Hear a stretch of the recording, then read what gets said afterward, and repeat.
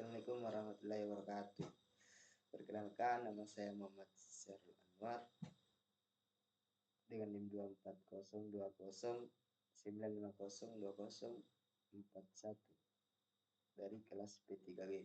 Di sini saya akan menjelaskan kembali materi komponen sistem operasi, komponen sistem komputer dan sistem operasi. Komponen sistem komputer yaitu perangkat keras hardware dan perangkat lunak atau software. Dan yang kedua, apa yang dilakukan sistem operasi? Yang dilakukan sistem operasi yaitu mengatur dan mengelola perangkat keras komputer serta menyediakan layanan untuk perangkat lunak aplikasi. Dan yang ketiga, definisi dan peran sistem operasi. Di sini definisinya itu perangkat lunak yang menghubungkan perangkat keras dengan penggunaan dan aplikasi dengan pengguna dan aplikasi.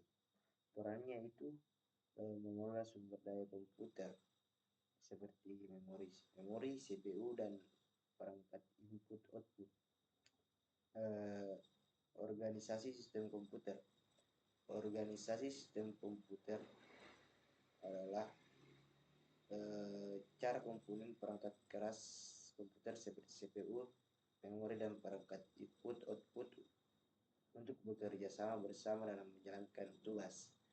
Operasi sistem komputer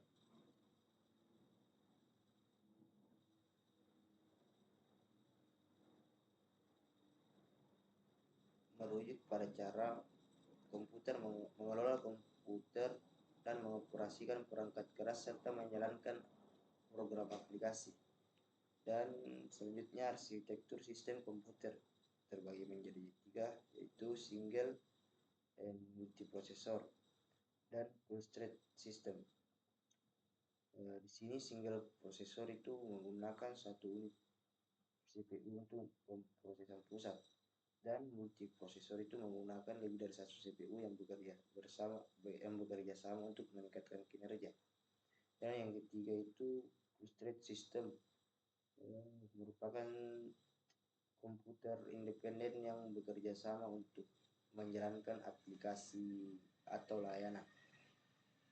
Dan struktur sistem operasi.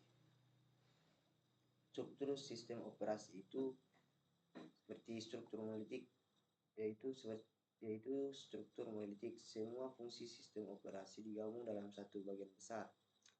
Contoh Linux dan Unix. Struktur mikrokernel. Struktur ini hanya berfungsi sebagai dasar yang ada di kernel. Lainnya di luar kernel. Contoh Minix. Dan struktur layer. Struktur ini, sistem operasi ini dibagi menjadi lapisan-lapisan yang saling berkomunikasi. Contoh Windows NT. Struktur terakhir modular, terdiri dari modul-modul terpisah yang bisa ditambah atau dikurangi sesuai kebutuhan. Dan operasi sistem operasi. Operasi sistem operasi ini mencakup beberapa tugas utama, yaitu manajemen proses. Ini mengatur dan menjalankan proses atau program yang aktif. Dan yang kedua itu manajemen memori. Ini mengelola penggunaan memori seperti RAM agar setiap program dapat bekerja tanpa gangguan. Dan yang ketiga, manajemen perangkat keras, mengontrol perangkat keras seperti CPU, disk, atau printer lainnya. Dan yang keempat, manajemen file. Manajemen file ini seperti menyimpan file, mengorganisir dan mengakses data pada sistem penyimpanan.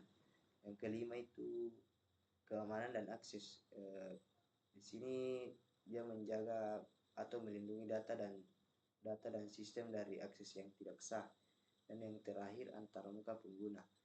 Ini menyediakan kita atau pengguna untuk berinteraksi dengan komputer baik melalui GUI atau CU.